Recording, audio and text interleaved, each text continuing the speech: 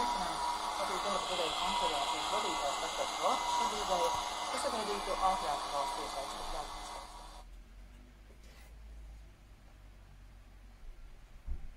Un dažādas kalkulācijas, lai mēs varētu izpētīt administrēšanās apmaksas sistēmu valstī, būtiski, lai mēs tā kā visu šo apkopotu. Basketbola izlases galvenais treneris Luka Bankī pirms cīņas uzsvēris, kā gruzīni spēlē fiziski, un tas šovakar būs liels pārbaudījums. Izskan Latvijas radio ziņas.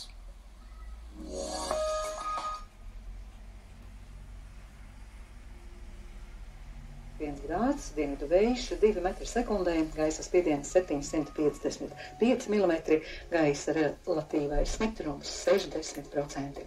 Latvijā būs mākoņains laiks, naktī lielākajā daļā līs, vietām stipri, iespējams pērkona negaiss. Dienā debesis brīžiem skaidrosies, taču joprojām īslaicīgi uzlīs tikpat kā visā Latvijā.